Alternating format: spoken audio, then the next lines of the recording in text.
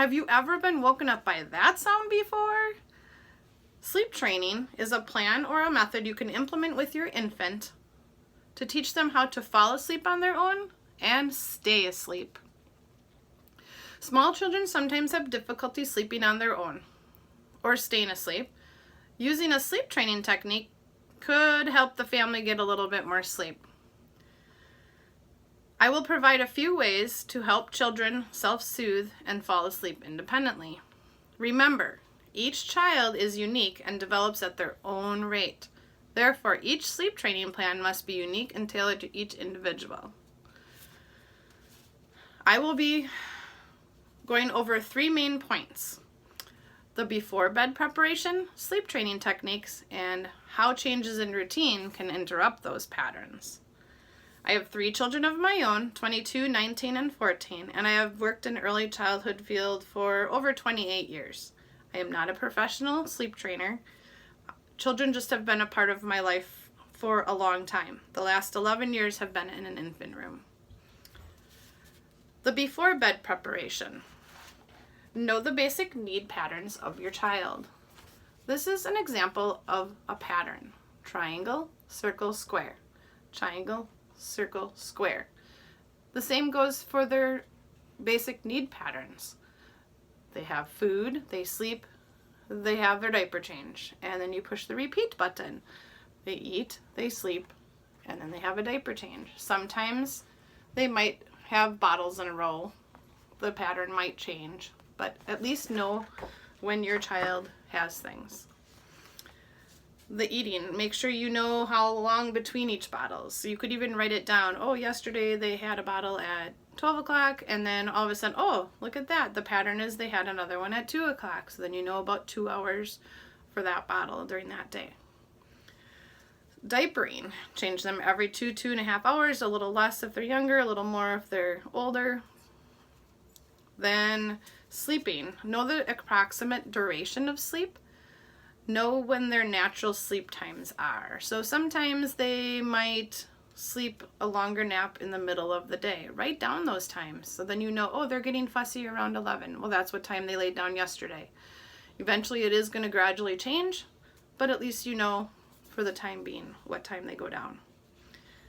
Maintain a consistent routine. Stimulate during the day. Naps, not super quiet, but make sure that they know that naps are different from bedtime sleep. Maintain a bedtime routine. Bath time, read books, sing songs, have a snack, send them to bed. Do the same thing every night around the same time. That is a consistent routine. Staying asleep and waking up. Make sure there is no stimulation, no lights, no talking, no noises. And make sure you make it boring. When I talk about the techniques in a few minutes, make sure you use this knowledge for during those techniques, because it will help you. Have a bottle ready for the nighttime feedings so you don't have to stumble around and make a lot of noise. Diapers, if they're dry during the night, don't change them. They usually make it longer through the night without having to be changed. Sleep training techniques. The first technique I would like to talk about is the crying it out method.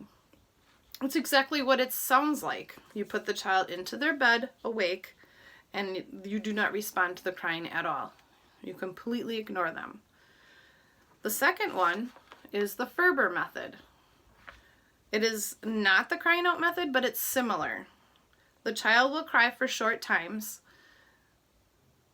and then you make it longer before you go and console them. So like the first night, 5 minutes, the second time, 10 minutes, and then so on. You can stay in the room or leave the room. You can pick them up or don't pick them up. You can pat them. You can put pressure on them just to reassure the child that you're still there.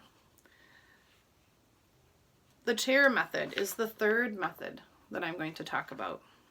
So you sit in the chair next to a bed, you feed them to fall asleep, put them in their bed. Then you replace it with rocking to sleep, then place them in their bed. Then eventually replace that to hold with no movement, put them in their bed. Then eventually you replace that with a pat in their bed. Eventually you want to go to no touching with you just sitting next to the chair, next to the bed, or on the chair next to the bed, and then move it away from the bed, eventually moving it out the door. Remember, changes in routine can disrupt their sleep patterns. Parents go to work and they take them to a sitter or a daycare. This creates more or less stimulation during the day. If they bring them to a grandparents where it's a little quieter, they might not get as much stimulation as if they brought them to a daycare. The child might have to be woken up to go to daycare. Illnesses happen without notice also. Babies get illnesses. When they have congestion, it makes them difficult to breathe, and they might cough, and it might wake them up, which is harder to get them to sleep too. When they have a fever, they may be uncomfortable, or they might sleep longer. So, in conclusion, now that you have a plan to choose from for the next time you have a baby who doesn't sleep well, the children in your life are all unique and all grow independently at different rates. So the sleep plan you choose needs to be tailored to their needs and abilities.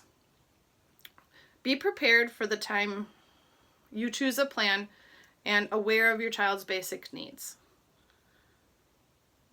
Stick with a plan for at least a week. Sometimes it might take longer than that. Sometimes you might have to tweak it.